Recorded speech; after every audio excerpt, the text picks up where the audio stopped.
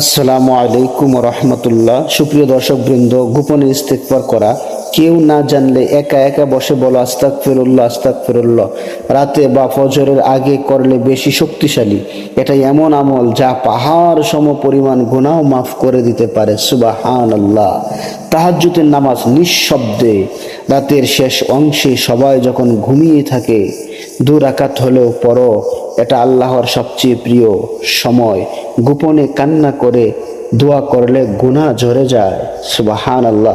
সুপ্রিয় আমার প্রাণপ্রিয় দর্শক বৃন্দ, একান্তে কান্না করে তওবা করা। একটা নির্জন জায়গায় বসে আল্লাহর কাছে কাঁদো, নিজের গুনাহ মনে করে বলো, হে আল্লাহ, আমাকে মাফ করে দিন। মুহাম্মদ সাল্লাল্লাহু আলাইহি ওয়াসাল্লাম বলেছেন, যে ব্যক্তি নির্জনে আল্লাহকে স্মরণ করে কাঁদে সে কিয়ামতের দিন আরশের ছায়া পাবে। সুবহানাল্লাহ। গোপনে দান সৎকা করা, এমন ভাবে দাও ডান হাত দিলে বাম হাতও যেন না জানে।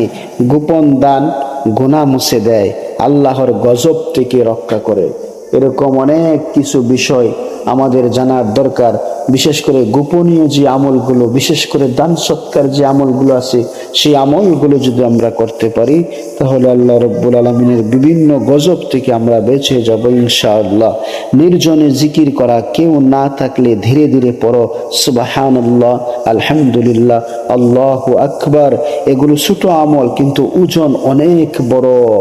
সুপ্রিয় দর্শক বৃন্দ, ঘুমানোর আগে গোপন দোয়া, বিছানায় শুয়ে মনে মনে বলো, হে আল্লাহ, আজকের সব গুনাহ মাফ করে দিন।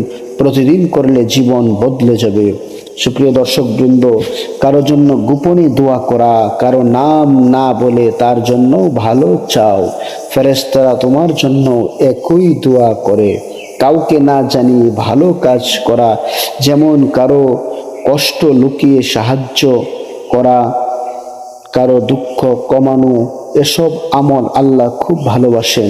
সবচেয়ে গভীর সত্য গোপন আমল, বেশি ইখলাস পড়া, বেশি ইখলাস কোরআনুল কারীমের অন্যতম সূরা সূরাতুল ইখলাস পাঠ করা, তাহলে বেশি গুনাহ মাফ হয়ে যাবে। সুপ্রিয় দর্শক, শেষ কথা হলো, মানুষের সামনে করা আমল ভালো, কিন্তু যা শুধু আল্লাহর জন্য কেউ জানে না, সেই আমলই সবচেয়ে শক্তিশালী, অর্থাৎ গোপনীয় আমল করা। আল্লাহ রাব্বুল আলামিন আমাদেরকে গোপনীয় ভাবে বেশি বেশি আমল করার তৌফিক দান করুক। আমিন।